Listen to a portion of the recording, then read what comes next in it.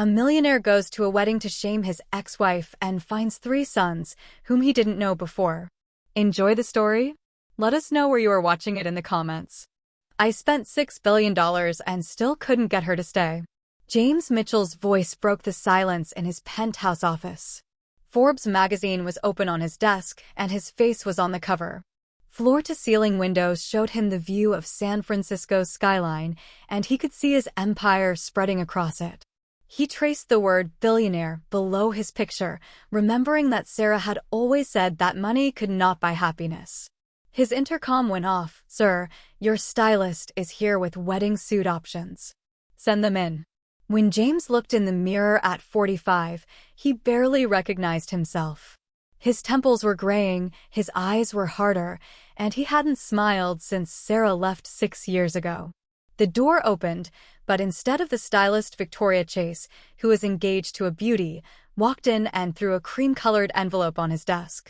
"Why does your ex-wife have a spot on our wedding guest list?" It was picked up by James. "Because getting back at someone is best done in front of 500 people and a Vogue picture team, you had Sarah's name written in golden calligraphy." Victoria's red lips curled into a delicious smile that looks great on her. "I'm angry that she left me when Tech Vision was just a home business." James walked up to the window and said, "I'd never understood what was important in life. Now I'm $8 billion and about to marry the Valley's most popular influencer, and she's still teaching at that little elementary school. Let's show her what she lost." Victoria put her arms around him and watched as his eyes became those of Mrs. Mitchell. James took out his phone and put his thumb on Sarah's contact number, which he had never erased. "I think I'll hand-deliver this invitation to her to tell her that leaving was her worst mistake." He pressed the dial, and for the first time in 6 years, Sarah's voice filled his ear. "Hello, Sarah. We need to talk." If only he knew that revenge-like code never goes exactly as planned, and that his carefully planned humiliation was about to blow up in his face with 3 surprises that would destroy his world forever. Don't forget to like also. Sign up. The neighborhood in the suburbs looked just like James remembered it. Sarah's simple 2-story house stood out with its bright blue door and overflowing flower boxes. It was so typical of her that he blew up his test car and sat there with his wedding invitation burning a hole in his Armani jacket. In the front yard, a child's bike was lying on its side, which seemed odd since Sarah had never said she wanted kids, and the doorbell hadn't changed either. James smirk-practiced and fixed his tie while he waited for the door to open. When the door opened, Sarah's voice came from inside. She looked annoyingly good. Her hair was shorter now, but her eyes still had that same warmth that made him want to be with her. She blinked and asked, "Hello, Sarah?" James pulled out a cream-colored envelope marked Special Delivery. She took it and looked confused. "You came all the way here to give me a..." As she read the invitation, her voice dropped. "You're getting married in 3 weeks," it said. He couldn't help but add, "You might know her from social media." 3 million fans. He was hoping that Sarah's face would show happiness, but it didn't. Instead, it showed worry. "Congratulations," she said carefully, "but why invite me? Isn't an old friend more appropriate?" A crash from inside the house was followed by children laughing.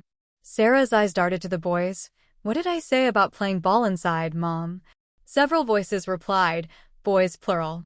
James tried to peer past her into the house, but Sarah moved to block his view. "Thank you for the invitation," she said firmly.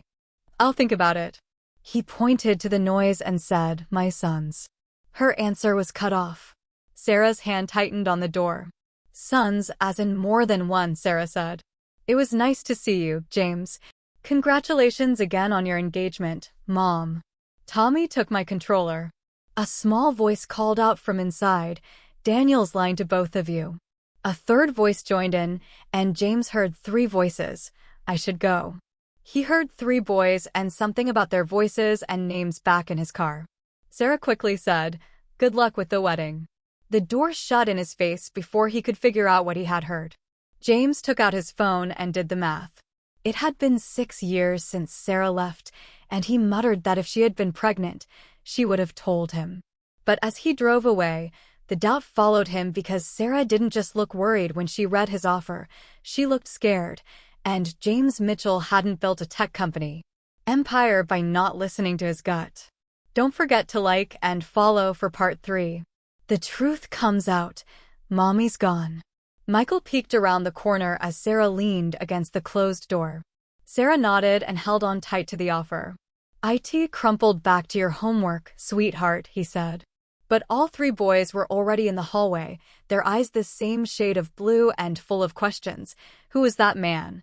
Thomas only asked someone he used to know for help. "Daniel, didn't you have a math test to study for?" Our dad Daniel, who is always the smartest, hit the nail on the head.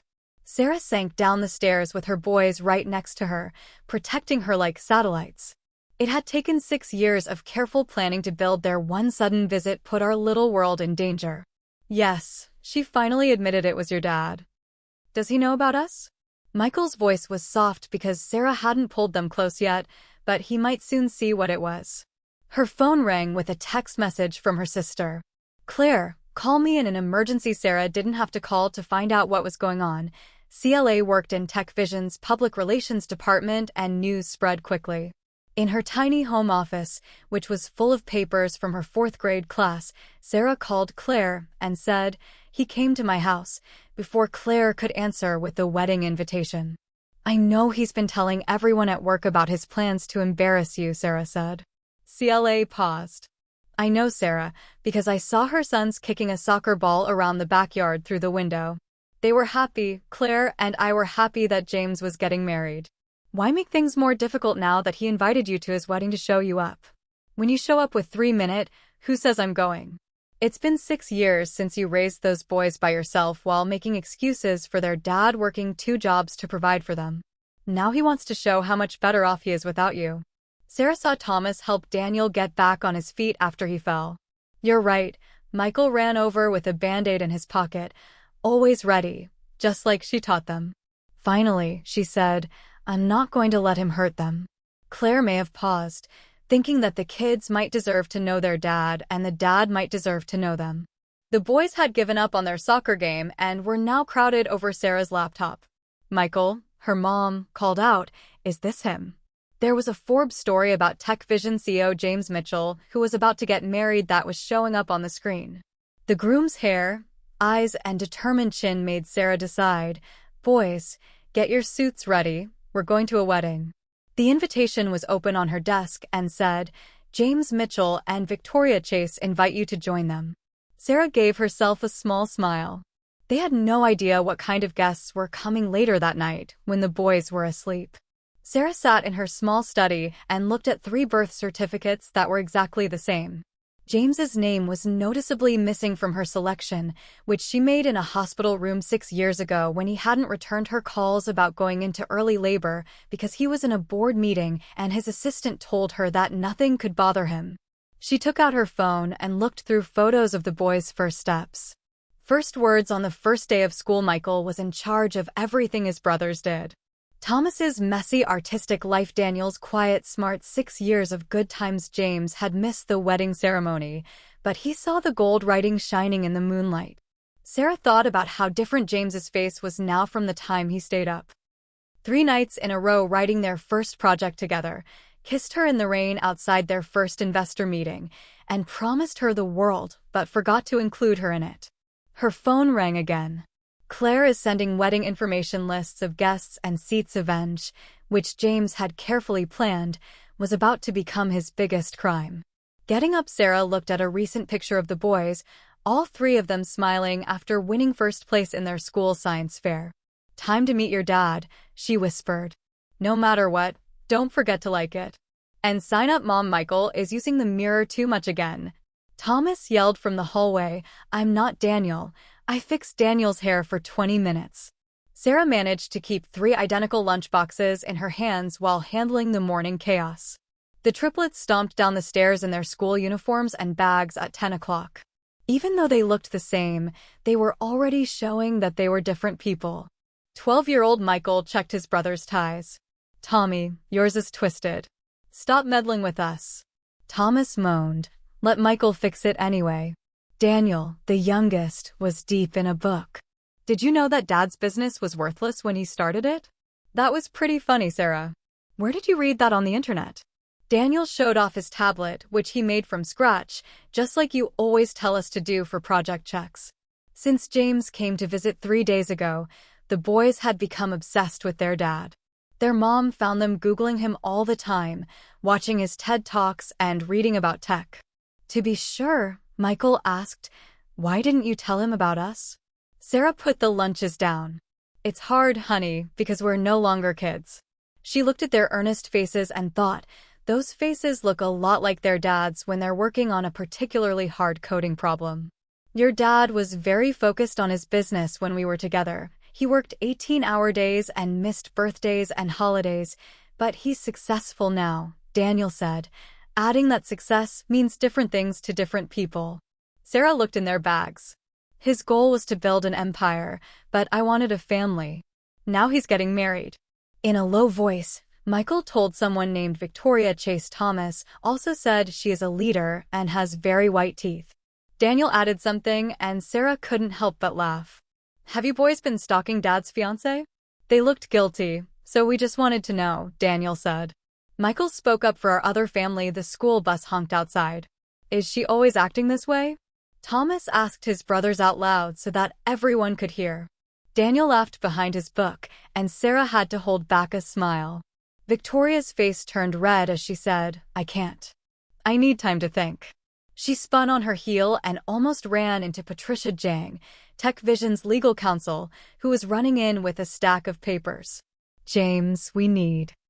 Claire is sending wedding information lists of guests and seats avenge, which James had carefully to talk about possible shareholder worries about succession planning trust funds. James told his coworker to get everyone out of the room, except for the boys and Sarah. The room finally cleared out, but it wasn't without noise. James then looked at his sons in public. Michael was the guarded one, Thomas was the brave one, and Daniel was the quiet observer. 6 years of memories. He'd never have the wedding in 2 weeks, he said. "Finally, we know the boy we're going to marry. I need to process this." Sarah stood up and said, "Of course, boys, say goodbye to your dad." The word hit him like a punch. Michael was the first to stand up and greet the man. "Nice to meet you, sir," he said. "Your coding architecture for Tech Vision's main platform is brilliant." Thomas added as a joke. Daniel just nodded and tightened his grip on his book as they walked away. James called after them, "Wait, what's your favorite thing about everything?" "I want to know everything." Sarah stopped at the door and asked, "Why don't you come over tomorrow? We can have a proper conversation." James just nodded. He couldn't say anything else. When they left, he sat in the room by himself and looked at his image in the window. 3 boys, 3 beautiful, smart boys, had grown up without him because he was too busy with his empire to notice that he was losing his phone. Bus messages poured into Victoria, weddings were pushed back, and people needed space. Tom board meeting at 8 a.m. Handling crises. Claire, tech blogs that are picking up the story need to make a statement. Patricia wrote preliminary trust papers that needed to be looked over right away, but one of them caught his eye. Shake Sarah, the boys want to know if you'd like to see their science fair projects tomorrow. For the first time in his life, James Mitchell didn't have a plan, a strategy, or a clear way forward. But the thought of losing his kids again scared him less. "Don't forget to like and sign up while they're sleeping." Sarah joined James on her back porch and said, "They're amazing." It had been a week since the rehearsal dinner. James whispered as he thought about the night he had spent with his kids playing board games. "Michael beat me at chess. He beats everyone. Thomas hacked my phone. He does that. Daniel still hasn't put down the book I gave him on quantum physics." Sarah smiled and said, "For sure, those are your sons." James asked her, "Why didn't you tell me the real reason?" For a long time, Sarah was quiet as she watched the fireflies in her small yard. "Do you remember that the week before I left, I was ending this series of funding? I tried to tell you 3 times I wasn't feeling well, but you were all on conference calls." James remembered seeing her pale face in the doorway of his office and waving her away while he talked to investors. "The morning I found out I was pregnant, you had that big presentation. While Sarah's voice was steady, you said, 'Nothing can distract me today.' I quote, 'Sarah, your vision depends on it. I saw you practice your pitch that morning. You kept saying, my legacy, which I took as an attempt to address her. Made a choice, your baby or ours? That's not fair.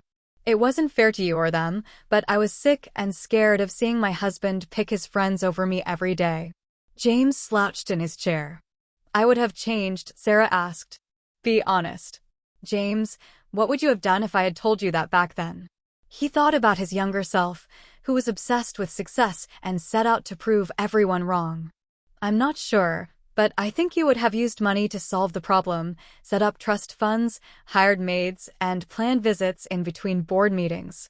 Sarah's voice cracked a little. They need a parent, not a portfolio manager, she said.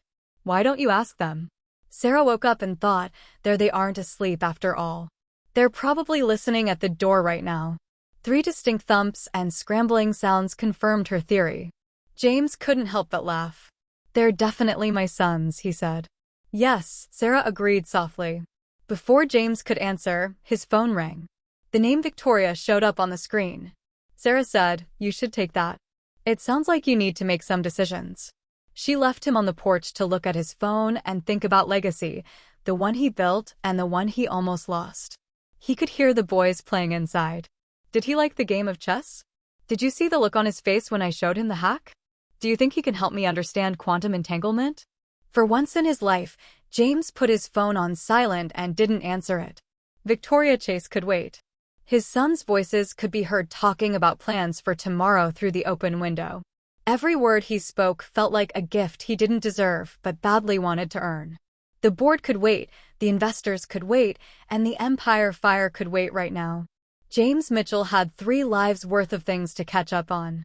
Don't forget to like and subscribe, sir. The board meeting starts in 10 minutes. James's assistant called to tell him to cancel it, but sir, the quarterly projections, Tom can handle it. I'm having lunch with my boys. James ended the call and looked out the windshield of his Tesla at the door to the elementary school. 3 identical figures ran down the steps, their faces lighting up when they saw his car. Thomas yelled, "No way." Michael said, "I'm older by 4 minutes." Daniel slid quietly into the back seat. He knows that everyone gets a turn because he is deep in a book. After only 2 weeks, James was still amazed at how normal this felt. Michael today, Thomas tomorrow, Daniel and Fair sang together at the burger place they had picked. James asked him, "Did you really write your first program when you were 8 years old?" as he watched them eat. Thomas asked while his mouth was full of fries, "Is that a simple game?" His mom said, "You met at a tech conference." Michael added. James smiled at the thought of how she ruined my whole presentation. "Are you still planning to get married?" Daniel's question lingered in the air. It was James' turn to eat. Victoria and I were taking a break because Michael's voice was low. "No," James said firmly, "because I need to figure out my priorities." Mom says that's why you broke up. Before Thomas saw the alarm on his phone go off at the board meeting. Another buzz of Victoria demanding answers and a third shareholder threatening to leave the company. James shut them all up back at the office when Patricia cornered him. "Investors are freaking out because your son's birth changes everything. Good luck with your succession plans and share distribution." James stopped writing the paper and told them to split my shares evenly between them. That's 40% of Tech Vision. Tom said that the board won't just show up out of nowhere. The board doesn't have a choice. James had a strong voice. "While you're at it, set up trust funds to send kids to the best schools whenever they can while they're in public school." All of them turned around when Sarah called out. She stood in the doorway to his office with her arms crossed. "Sarah, I can be their dad." James didn't have any money that night in his penthouse by himself. James looked at himself in the mirror and saw that he was a billionaire. He felt successful, strong, and lost. His phone was full of messages. "Victoria, we need to talk about our all-important board meeting tomorrow. Tomorrow, stock is down 20%. Sarah Boys wants to know if you're going to Daniel's science show." When James was younger, he would have put stock prices and repairing damage first. The empire he had built, but he wouldn't miss his message to Sarah as he typed it. James Mitchell understood that he was no longer that man. Behind him, the city's skyline sparkled. The logo for Tech Vision, he built that to light up the night and gave up everything for it. Now it was time to build something else. Don't forget to like it. Also, sign up, Mr. Mitchell. These papers need your immediate care. James's lawyer put papers all over his home office desk. James, quickly read the first page to learn about the trust funds for your sons. This is the standard process in high-net-worth situations, and we've written separate trusts for each boy that can be accessed at 25 at 21. James looked at the framed picture he had put on his desk of the boys at their science show. They were good, responsible kids. The lawyer adjusted his glasses. Sir, because I trust them so much.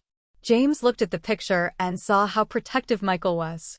Thomas's new ways of thinking. Danielle, quiet wisdom. They're smarter than I was when I was their age. More papers have now come out about how the company's shares will be split evenly between them. Mr. Mitchell. Victoria's voice came through. She stood in the doorway looking classy and angry. So it's true that you're giving away your legacy, she said. The lawyer got his papers together and said, I'll have these processed right away. Victoria, who was by herself, picked up one of the trust documents and said, Those are my children, strangers who share your DNA. She then threw the paper down the board and called me to say that they think I'm having a mental breakdown. James went to his window and watched the tech vision logo light up the city. Because I'm a dad and you're taking down everything you built. The James you knew was empty when Victoria's composure hit him. He turned to face her. The James you knew measured his worth in stock prices and acquisition deals. Now I measure it in science projects and soccer games, in Michael's chess strategies and Thomas's coding. Brightness and Daniel's interest in the sky. His phone broke. Sarah sent the boys a video of them practicing their science show. Victoria looked at him and said, You've really changed for the better. It must have been worth it for her to take off her engagement ring and put it on his desk. After she left, James called Sarah and said the boys were still up trying to hack the school's marking system. Tell Thomas it's wrong. Sarah laughed and told him, You're still coming to dinner, right? James looked at the papers on his desk that were about trusts, companies, and plans for money, power, and legacy. It doesn't matter. He wouldn't miss seeing his kids fight over a coding problem that night. James understood that the empire he built and the billions he made were just numbers on a screen. What really mattered was the three boys who shared his love of innovation and drive for excellence, but also had Sarah's heart and wisdom. They were his real legacy. His phone rang again. It was the board, threatening action. Investors were pulling out, sending stock prices falling. James turned it off without looking. They made their own decisions. Don't forget to like and subscribe. The stats don't lie. James Tom, his CFO, slid the quarterly report across the meeting table. The market value of our company has dropped 15% since the news about your personal situation came out 8 months ago. Executives waited for him to answer with looks that ranged from worried to angry. James looked over the paper while being very aware of how tense his personal situation was. James said again, You mean my children? The timing is unfortunate. Patricia from the legal interjection said, My sons are not unfortunate. James said, Next point. There is no next point. Tom said, This is the point. You've missed 6 important meetings in 2 months. If buyers are scared because of stories in the news about instability and bad leadership, then let them be scared. James stood. The meeting was over, but we're not done yet. Patricia said, No, we're not. I have a parent-teacher conference at 3. There was a lot of noise in the boardroom. James was almost out the door when Tom announced that the board was thinking about voting no confidence. James froze and slowly turned around. You built this company. It seems like you're more interested in building something else lately, like a family, Tom said. Okay, let me explain. James went back to the table and put both hands on its smooth surface. Tech vision is important to me, but if you make me pick between my job here and my kids, you won't like what happens. Is that a threat or a promise? James stood up straight. I have majority shares. With one phone call, I can get rid of this board. Patricia nervously moved her papers around. If that ruined the stock, don't make me pick in his car. James took his tie off and slowly let out a breath. 3 calls from investors, 2 from the PR team and 1 from Sarah, were missed on his phone. He called Sarah back to see if the meeting went as planned. How excited are the boys to show you their grades? Even Daniel got an A and P. James smiled, already feeling the stress in the boardroom melt away. Tell them I'm on my way to Sarah's house, he said. Michael was describing a tricky chess move. Thomas fixing bugs in code and Daniel reading about quantum physics with their dad. Thomas called to ask, "Can you help me fix this loop?" after he talked about how photons are both particles and waves. Daniel spoke up when he saw my new chess move. Michael replied that James was overwhelmed in the best way possible, and then his phone rang again. Another problem at Tech Vision, this time from a board member who wants to be heard. James turned it off and told Thomas, "Show me the code." There was also a lot of Michael and Daniel around, hunched over their laptops. This is what James saw as real success. Don't forget to like. Also, sign up, Mr. Mitchell. The board wants those shares you gave to your kids. Frozen Patricia told James about the news in his office, where there are now more family photos than business awards. For what reason? Mental fitness. James's laugh was not warm. They think I'm not smart because I'm a dad, and they think that giving 3 10-year-olds 40% of a tech company shows bad judgment. Sarah. James, Daniel is sick with a fever and wants to talk to you. The old James would have sent his driver, and the best doctor's money could buy the new James. Grabbed his coat and said, "This meeting isn't over yet." Patricia said, "Yes, it is at Sarah's house." Dan was curled up in bed and looked a little pale. Michael and Thomas hung around Dad, worried. Daniel's voice was soft. "Can you explain quantum entanglement to me?" "Now? I can't concentrate on my book," he asked. James laid down on the bed. Bringing his son close, think of it like this. You three are linked, no matter how far apart the particles are.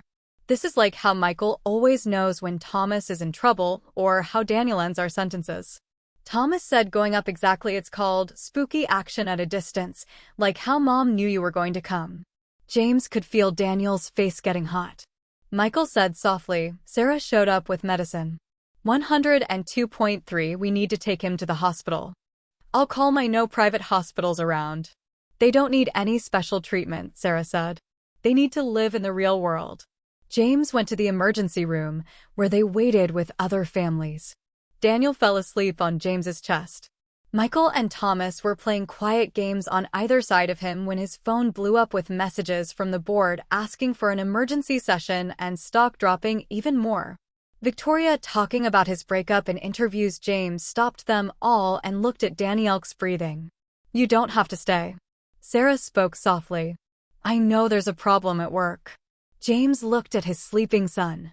Thomas and Michael were trying to stay awake to be with their brother. "I'm right where I need to be." As they left the hospital, the doctor told them they had the serious flu and told them to rest and drink lots of fluids. San Francisco is getting lighter. Before this, James had pulled many all-nighters for Tech Vision, but this night, watching over his sick child and feeling powerless but necessary, was the hardest and most important night of his life as a dad. Daniel asked James as he carried him to the car, "Are quarks really basic particles?" James smiled even though he was tired. "Let's talk about quantum chromodynamics when you're feeling better," he said. One last time, his phone rang. It was the board's last warning. James threw it away without reading it. It wasn't always worth fighting wars. "Don't forget to like and follow. They're trying to kick me out." James told Sarah over coffee Daniel had been in the hospital for 3 weeks. The board, the investors, and even old friends hadn't heard from him since. "You chose your sons over the company," they said. "I choose anything over the company." James looked out the kitchen window and saw the boys building what they said was a quantum computer in the backyard.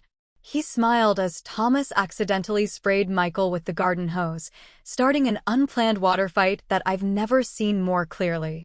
His phone rang, and James said no to the call because he couldn't avoid them forever. Sarah said, "Dad, please watch me." Daniel called from the yard and said, "We need your help with the neural network and the quantum entanglement simulation." Thomas also added, "Mom says you promised to teach us about venture capital." Michael told him that James stood up, but Sarah grabbed his arm and said, "They're afraid of losing you again." "What do you mean? They think you'll pick the company every time your phone rings." James asked before he could answer. Tom and Patricia showed up at Sarah's back door. "James, this is getting too much." Tom said, "You can't just ghost the whole board." Patricia said, "Actually, I can." James then moved to join his boys. I'm busy, but the owners want you to step down. Tell them to leave, because your legacy is right here. James pointed to his boys, who were all watching the fight with worried looks on their faces. There are 3 smart boys who need a father more than Tech Vision needs a seal. You really want to lose everything you've worked for? Tomas asked. James looked at how Michael was standing to protect him. Thomas's angry look, the cold look in Daniel's eyes. I won't lose anything. In fact, I'll win everything. Without you, the company will fail, Patricia warned. James smiled. They won't be able to because my sons just showed me how to save it. As James took out his phone to finally answer one of Tom's hundreds of calls, everyone stared. Call an emergency board meeting tomorrow morning. I have a proposition we're not giving up, he said. Michael said every day that there was a way out. Thomas said that numbers can be wrong. Daniel brought up when pain kept James awake at night. He wrote, remember the day we built that volcano, your first robotics competition, the time you tried to hack my phone. Each memory was valuable, and he drew chess moves and code algorithms in the margins. Theories in math that lead to notably, he wrote in each book to remind himself that success isn't measured in money or accomplishments, but in moments like these. The journals got thicker and his hands got weaker, but the words kept coming for his sons and all the conversations they wouldn't get to have. His phone was buzzing with messages from doctors, specialists, and board members, but he ignored them all. Time was his most valuable resource now, and he knew exactly how to spend it. Dad, I heard Michael's voice. We're making a quantum neural network and would like your help. James closed the journals and smiled, even though he was tired. Some traditions couldn't be written. They had to be lived. Don't forget to like and subscribe. Sarah asked as she helped James fix his tie, and he nodded to save energy. It had been 3 months since the diagnosis. Today was Michael's second robotics competition, and his team made it to the finals. They are already there. Sarah went on. Michael should not be nervous, but he is. James was able to smile, which is great. The school gym was buzzing with energy. James saw his kids right away. 3 blonde heads hunched over a robot making last-minute changes. Dad, they rushed over and carefully hugged him. Since his last hospital stay, they'd become more protective. How's our champion? James asked Michael what was wrong with the servo motors. Before Michael could answer, Thomas said, the calculations are perfect. Daniel then added, James studied their robot and showed me how they work together. Foreheads bent over circuits and coats, just like in the old days. James's hands were shaking too much to help, but his mind was still sharp, and that's when he pointed out the connections were loose. Thomas quickly fixed it, and the robot humped to life. 2 minutes until Mom gets on the air. Michael seemed stressed. Could Dad stay until the end? James and Sarah both knew that James should be resting. Wild horses couldn't drag me away, Sarah said. James said the battle was tough. Michael's team kept moving forward in each round, and James saw his son lead with confidence, deal with setbacks with grace, and enjoy wins with humility.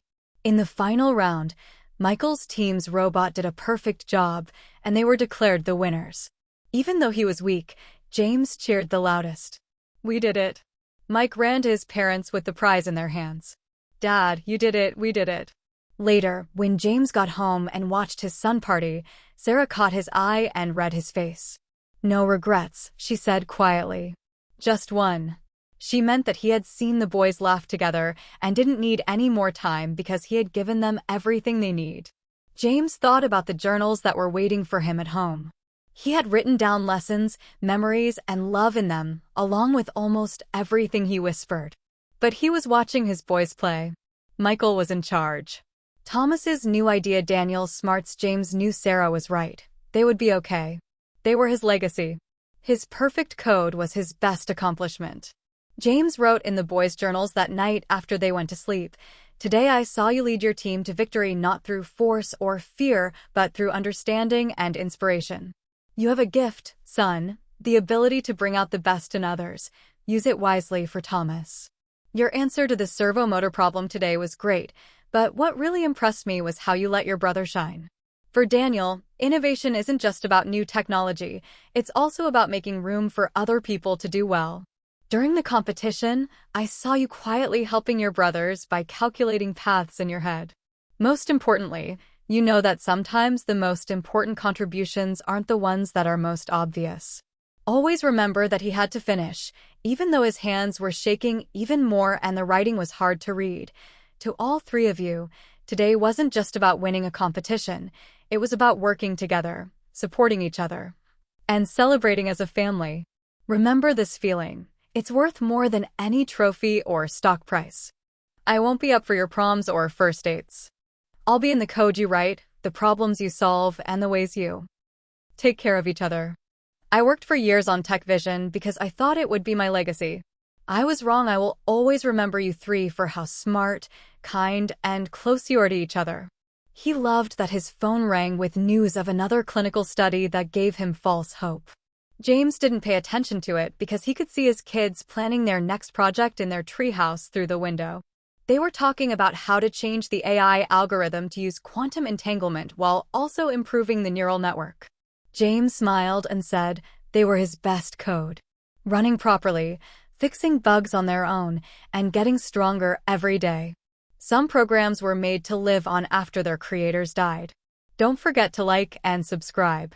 Sarah watched 35-year-old boys huddle over computers in the backyard she knew well.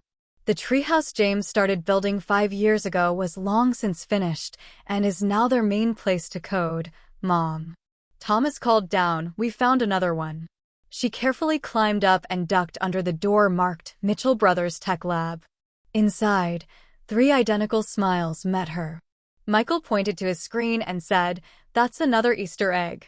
It was one of many that James had hidden in Tech Vision's code before he died. They were little messages, puzzles, and life lessons for his boys to find. I won't be there to see you grow up into the men you're meant to be, but I have left you with the only algorithm that matters. Love deeply, think boldly, care fully, stay connected. Everything else is just syntax, Dad.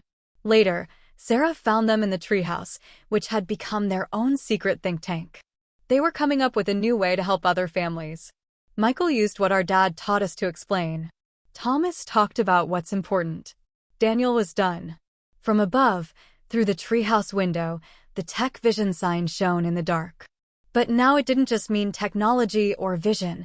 It now meant love coded into every pixel, family written into every line. Legacy was running in perfect sync, just the way James had set it up. Remember to like and subscribe. The St. Regis Hotel ballroom was packed again 10 years after James's death at age 25. This time, though, it was for a different event.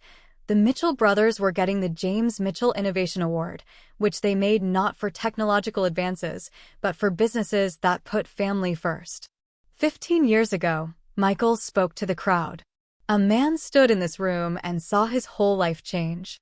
He came to shame someone, Thomas said, but instead found salvation. Daniel was done. Sarah sat in the front row and looked at the 3 journals on her lap. She saw how her boys had grown into great men. Michael is the CEO of Tech Vision's Human Development Division, and Thomas is the Chief Innovation Officer who is changing the way responsible AI is used. Daniel, who was in charge of quantum research, was pushing the limits of science, but their biggest accomplishments weren't professional. Their family-first business policies had changed Silicon Valley, the James Mitchell Foundation had taught millions of people, and their quantum computing breakthroughs were used for healing, not profit. Our father taught us something very important. Michael's ongoing success isn't based on stock prices. Thomas added, but in the lives we touch. Daniel was done, and they showed off their newest project, the Mitchell Code, which isn't a computer program, but a set of ideas called Family First. Innovation serves humanity. To be successful, you need legacy as love. In the crowd, former board members who had fought against James's decisions now nodded to show they understood. Victoria Chase, who was married again, wiped away tears as they were growing up. The brothers found one last Easter egg so deep in Tech Vision's original code that it took them 15 years to find it. If your sons are reading this, you've already done more than I ever imagined, not because of what you've built, but because of who you've become. Remember that love is the most complicated algorithm. The bug that is hardest to fix is pride the most. Innovation is being kind, and family is the best code. I used to think that my heritage would be an empire, but now it's three hearts beating in perfect time with each other. Three minds working together to solve the world's biggest problems, three souls showing that success without love is really failure. Don't stop writing code. Keep caring, keep believing, and remember that love is the most powerful program ever written. Between brothers, Dad is always fixing bugs. Sarah joined them as they watched the sun go down over Silicon Valley. The Tech Vision logo was still big, but it now stood for something more important: a father's love and a mother's knowledge. Three brothers bond, and the realization that real wealth isn't counted in billions, but in the moments we share and the lives we touch. Moral: sometimes the worst things that happen to us are the things that make us succeed the most. It's not always the legacy we think we're leaving behind that matters the most. Because in the end, the only code that matters is the one written in our hearts, the program of love, family, and connection that goes deeper than any silicon chip. That was James Mitchell's last innovation, his perfect code. Three sons who knew that success without love is just numbers on a screen, but love without limits can change the world, and that's a program worth running forever.